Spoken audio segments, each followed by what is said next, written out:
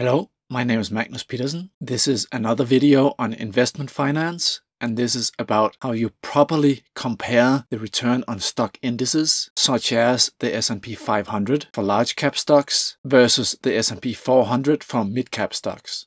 I realize that a large part of my audience probably doesn't know so much about investment finance, and if you're curious and you want to learn more, this short book that I wrote a few years ago is actually really good, and it's not just me who says it, but professional people who have read this think it is one of the best investment books that they have ever read. So it's a pity that more people haven't read it, and I will put the link to this book in the description below the video.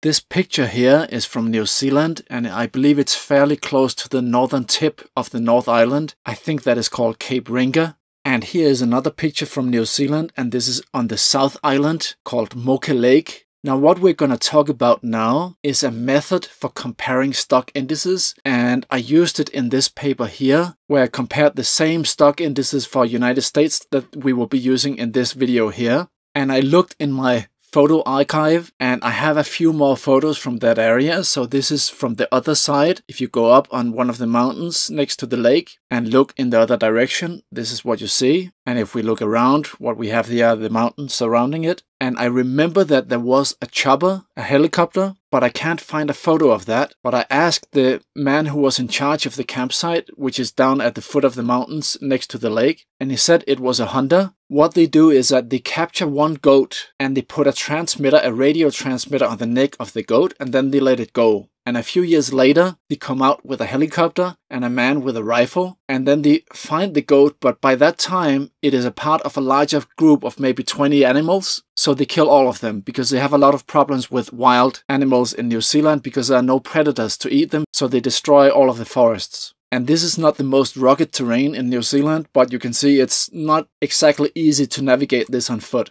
So this is down next to the lake, and we're looking in the other direction, and you have sheep there. You know, there's no fence or anything, you're just right next to them. And these bad boys would walk in through the campsite, and I asked the man who was in charge of the campsite if those were udders like they have on cows, you know, those big things dangling between their legs. And he said, well, if you pull them, you're not gonna get milk out of them. And this was the guy who was in charge of the campsite. I can't remember his name, but I had an entertaining conversation with him. And he lived in this bus that he had converted into a mobile home. I have thousands of pictures from New Zealand, but I'm not gonna show you all of those, of course, because this is not a video about New Zealand, but this picture I quite like. And this guy was a painter. He would paint houses and offices and things like that. And then in his spare time, he would go out and hunt and fish and dive. And he pulled up in his pickup truck at a campsite where I was staying, and obviously I could see even before he pulled out his rifle, I could see he was a hunter because he had 3 dogs with him. And so I asked him if I could join him on his hunt, and he said, yeah, okay, I'm not going far, so it's not gonna be so tough. But the rifle is actually only for emergencies, because as you see, the bush is very dense, so you cannot shoot very far. And the dogs are used for tracking and holding the pigs, and you can see videos on YouTube of that. And then he comes, and let's zoom in and see if we can see it. He has a big knife here on the back, goes down to here. So the dogs hold the pig by the ears and the tail and the legs, and he turns it around and sticks the pig in the throat. And sometimes the pigs fight back, so they might injure the dogs or they might injure him. One time, one of his dogs got so badly injured that he had to sew it, but he didn't have anything, so he had to use like a shoelace or something like that to keep it together. And compare that to us city boys from Europe. You know, if I could do my life over, this would not be a bad life. Okay, so we have to get back to the boring reality of investment finance and how to properly compare stock indices. Now let me first show you what the problem is, what people do wrong. And what I've seen a million times is that people compare the return of stocks or stock indices from one date to another for like a 20-year period or a 30-year period, and then they conclude, in this case, oh, the S&P 400 for mid-cap stocks was a lot better than the S&P 600 for small cap stocks, which was a little better than S&P 500. And I will show you in just a second that we can find periods in time where each one of these stock indices was better than the rest. So it's really a bad way of comparing stock indices or stock returns in general. So how should we do it? Well, the first thing we have to do is that we have to calculate annualized returns for different investment periods. We will do it from 1, 2, 3, up to 10-year investment periods in this video here, but you can change the numbers in this Python notebook and do it for other periods if you like. So basically what we're going to do first for 1-year periods is we're going to start at the very first date. So maybe this is around 1st of January 1989 or something like that. And then we take from that date and 1 year forward to the 1st of January 1990 right here. Then we calculate the annualized return from the total return, that is the reinvestment of dividends back into the same index, and assuming that there are no taxes in doing that. Okay, then we put that number into a list. And then we take from the second date that we have. So let's say the 2nd of January 1989 until the 2nd of January 1990. We calculate the annualized return for that, put that in the list. And we do that for all dates in our data set here until, let's say, March 2017 until March 2018. Then we go up to 2-year periods. So from 1989 to 1991, and we take for each date and calculate that annualized return and put that in a list. So we have 10 lists, one for each duration, 1-year periods, 2-year periods, 3-year, and so on up to 10-year periods. And we have a little helper function for calculating that here. And all of this code it's very well documented and it's fairly simple. So I'm not going to explain how the code works. I'm just going to explain how we use it and what we can conclude from that. So we have the annualized returns for the S&P 500, the S&P 400, and the 600. Now we also need it for US government bonds with 1-year maturity. So this is a government bond that is a risk-free or as risk-free as you can get in the United States. And we will assume that we invest in a bond with 1-year maturity. When that bond matures, we take the return from that and invest it in a new bond. So for 10-year periods, for example, we do that 10 times. And then we calculate the annualized return we would get from that. We also need to compare our returns with inflation. So we take the inflation index and calculate the annualized return or the annualized growth in the inflation so that we can compare it to the S&P 500 and so on. So let's look at an example for these data structures that we're working with. Here we have the annualized returns for the S&P 500. And remember that it is a list that contains 10 pandas time series. So if we look at the first pandas time series and the first 10 elements in that time series, we have that data here. So this tells us that the annualized return from the 3rd of January 1989 to the 3rd of January 1990 was 0.347 and so on. We have to multiply this by 100 to get the percentage. So this is 34.7% return between this date and the same date for the next year. So the next one is for the 4th of January 1989. And here we see that the return was 31.6% if we had bought the S&P 500 at that date and sold it 1 year later precisely. We can also show the summary statistics. So on average, the 1-year returns on the S&P 500 between 1989 and 2018 was 11.3% with a standard deviation of 16%. The minimum was a loss of 47.5%, so almost a loss of 50% in 1 year. And the maximum 1-year gain was about 72%. And both of these, I believe, were around the financial crisis in 2009. So let's take a quick look at the annualized returns for 10-year investment period. So again, we have a pandas time series. And for the 3rd of January 1989, we get the number 19.3%. So if we had invested in the S&P 500 at this date and kept the investment for 10 years while reinvesting all the dividends and not paying any taxes, then the annualized return would be 19.3%. And the next number here is if we have done the exact same thing, but the next day. So the 4th of January 1989 until the 4th of January 1999, it would be almost the same annualized return, 19.1 instead of 19.3. And again, we can print the summary statistics. So the average annualized return for 10-year periods of investment in the S&P 500 between 1989 and 2018 was 8.2% with a standard deviation of 5.2%. The minimum was an annualized loss of 4.6% and the maximum was a gain of 19.9% per year. Now let's show examples of where the S&P 500 is better and worse than the other stock indices. So we have a little helper function for doing that. And what it basically does is it uses these pandas time series that we have just created to find out which periods had large and small returns relative to each other. So let us first show a 3-year period where the S&P 500 was better than the S&P 400. So these are large cap stocks that were better than the mid cap stocks. And this starts in 1996 somewhere. And we can see at this point here, the S&P 500 has been quite a lot better than the S&P 400. And this was the period of the so-called dot-com bubble. Now let's see an example of the opposite. So this is where the dot-com bubble collapsed. And here we have the S&P 400 being a lot better than the S&P 500. And notice that the colors have been exchanged here because I'm using the same helper function for plotting this. We can also compare the small cap stocks to the mid cap stocks, and here we have in the early 1990s where the small cap were better than the mid cap, and here we have the opposite, which is strangely very close in time, where the mid cap stocks were better than the small cap stocks. So the conclusion here is that you can't just compare stock indices or any stock for that matter for one selected period in time and conclude that one is better than the other.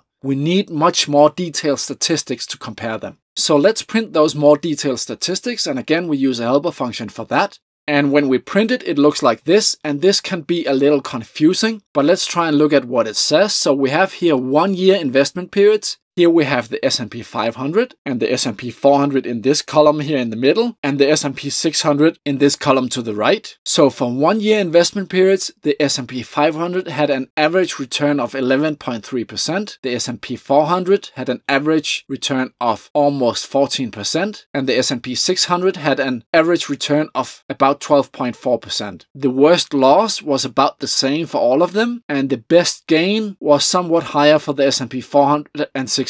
And we can continue down until we get all the way down to 10-year investment periods. Here we have the average annualized return for the S&P 500 was about 8.2%. It was about 11.6% for the S&P 400 and about 10.3% for the S&P 600. Now let's go back and look at the paper I wrote a few years ago, because if you want to put this data in some kind of a paper, you will probably use a table to make it look better and make it easier to get an overview of the data. So let's see how I did that in this paper here. Yes, I had made a table like this. So for large cap stocks, S&P 500, years of investing, average annualized return, standard deviation, median, the minimum, maximum, first quartile, third quartile. This is much easier to get an overview than if you have this printout that I made in the notebook. But I'm not sure how to make this using Python and pandas. This is something I did manually in a Microsoft Word document. Okay, so let's go back to the notebook. And another very useful statistic is the historical probability of loss for the different investment periods. So again, we need a few helper functions, and then we can call those to print out the probability of loss. So this is formatted a little better. So we have the investment period out here, 1 year, 2 year, up to 10 years, and the S&P 500, 400, and 600 in these columns here. So for 1 year investment periods, this shows that the S&P 500 had a loss in about 17.8% of all those 1 year periods between 1989 and 2018. The S&P 400 was about the same, and the S&P 600 was slightly higher. What we also see is that as the investment periods are longer, the probability of loss gets lower. So for 10-year investment periods of the S&P 500, this shows us that 9.6% of those 10-year investment periods resulted in a loss. For the S&P 400 and 600, we see that for investment periods of 6 years or more, there were no or almost no losses. And you may wonder, why is the probability 0 for 6 years, but non-zero for 7, 8, and 9 years, even though it's very small? The reason is that for exactly 6-year periods, there were no losses, but for exactly 7-year periods, some of them actually had small losses, and the same for 8 and 9-year periods.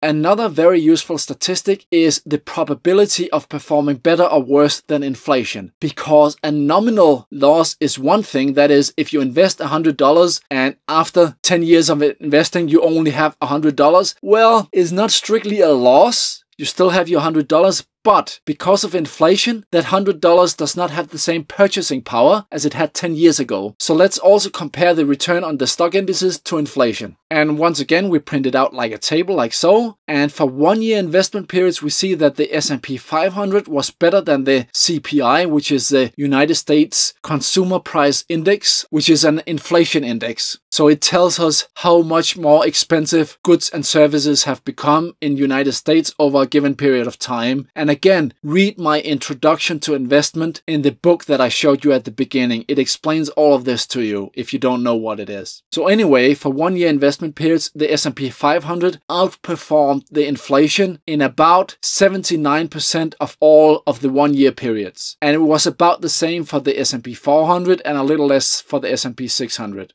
As the investment periods grow longer, the S&P 400 and 600 outperform the inflation in almost all of the investment periods. But the S&P 500 still underperforms the inflation in about 14% of all 10-year periods. So now we know the probability of loss in absolute or nominal terms, and we also know the probability of loss compared to inflation. But we really also need to compare this to risk-free investments in US government bonds. So once again, we print out those probabilities and we get a table like this. And this is quite similar to the probabilities that we had for performing better than the inflation that we showed above. So the S&P 500 has about 79 probability of performing better than US government bonds over 1 year periods. And the S&P 400 is about the same probability. The S&P 600 is a little less. When the investment periods are longer, the probability becomes higher for the S&P 400 and 600. And for 10-year investment periods, those two indices perform better than US government bonds in almost all of the 10-year periods. But again, the S&P 500 only performed better than US government bonds in about 84% of all 10-year periods between 1989 and 2018.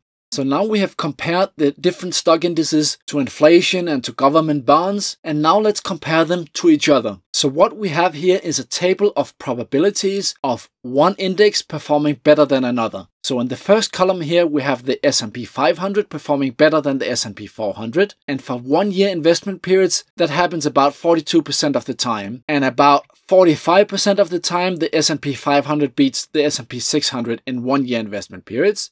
And for the S&P 600 versus the 400, they're about 50-50 which one is winning in any given year. Now for longer investment periods, we see that the probabilities decrease. So this means that, for example, for 10-year investment periods, only about 6.2% of those periods resulted in the S&P 500 returning more than the S&P 400. And it was about 15% of all 10-year periods between 1989 and 2018 where the S&P 500 had a better return than the S&P 600. And similarly, it was only about 21% of 10-year periods that the S&P 600 performed better than the S&P 400. So for longer investment periods, historically, the S&P 400 has mostly performed better than both the S&P 500 and S&P 600 between 1989 and 2018. Another useful statistical measure is the correlation between stocks. So let us print that in a table down here. So the correlation between the S&P 500 and 400 was 0.88 for 1 year investment periods. And that increased to something like 0.93 for 10-year investment periods. And those numbers were slightly less for the S&P 500 versus the 600. And they were slightly higher for the S&P 600 versus the 400. Now, when this number is close to 1, it means that the stock indices had a tendency to have positive returns or negative returns for the same periods of time. It might also be useful to consider the correlation for very short periods of time, like 1 day or 1 week or 1 month, because if you have a low correlation, it would mean that one stock index would go up when another index went down. And that might be a benefit if you want to rebalance your portfolio, or if you have to sell some of your stocks. When they are highly correlated, it is more likely that they are all down at the same time. Now, another useful thing to consider is how long it takes for a stock index to recover from a temporary loss. In the original implementation I had made for when I wrote the paper, I had made, I think it was a quadratic time complexity algorithm for solving this, because nobody was ever gonna see it and it didn't really matter whether it took a fraction of a second or 2 seconds to run it. But now that I was going to publish this, I thought I might just spend a little time trying to figure out if I could do a linear time algorithm, and I think it might have taken me like half an hour or an hour to make this. And the trick is basically to use a stack, but you can read the algorithm if you're interested in that. And if you find a mistake, I will of course be happy to know. Okay, so let's go back to the notebook and print out all of those probabilities that we have calculated. So what this table shows is that for the S&P 500, about 83% of all temporary losses were recovered within 7 days. And about 94% of all losses were recovered within a month, and almost 98% of all losses were recovered within 3 months, and so on. And in 5 years, we had recovered almost but not quite 100% of all losses. And for the S&P 400 and 600, the numbers are almost the same, but here all of the losses were recovered within 5 years. Now let's go back up and look at the table for the probability of losses that we had shown above. And as you may remember, the probability of loss for the S&P 400 and 600 was not 0 for 7, 8, and 9 year investment periods. It is because when we calculate the days it takes to recover, we only consider when the stock has recovered the first time. It may fall again after that, but we don't count that. So that is why there is a difference here.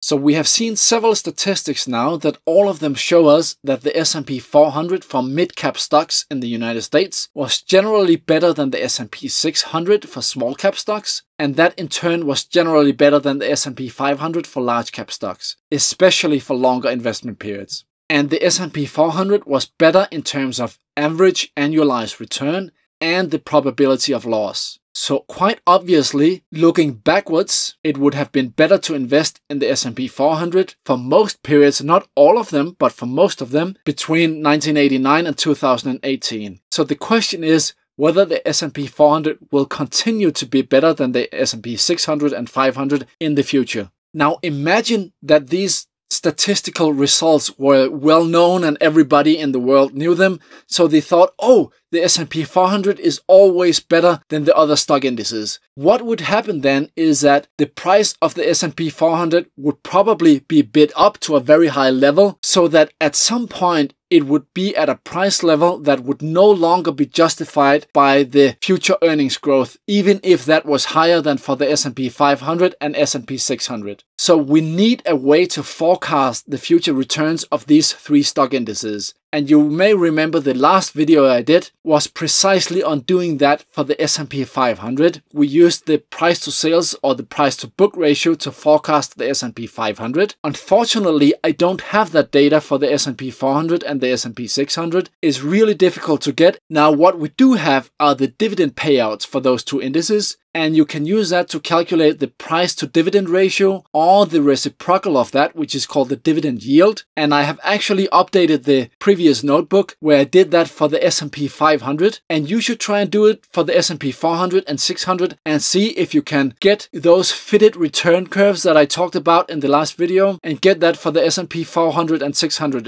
as well. And if they're a good fit, then you could maybe use that to forecast the long-term returns of all 3 indices. So you could determine which one you would like to invest in the most. However, there is a very important thing as well, as we discussed in the previous video. You have to understand what is the underlying cause of the growth of the sales and earnings of a given stock index. You need more financial data for that so that you can study how has the sales grown for the S&P 400 in relation to the total return. Maybe the S&P 400 has already grown excessively over the last 30 years compared to its growth in sales and earnings. So maybe over the next 10 years, we will see a reversal of that where the S&P 400 will maybe even have a loss. Who knows? You need to study the underlying financial data to assess whether the growth will continue in the future. I don't have that data, so I cannot make that. But I strongly encourage you to make more detailed statistical studies like I've done here. And if you can get better data, make them even better, because a lot of the papers and books that are written in investment finance are really not very good.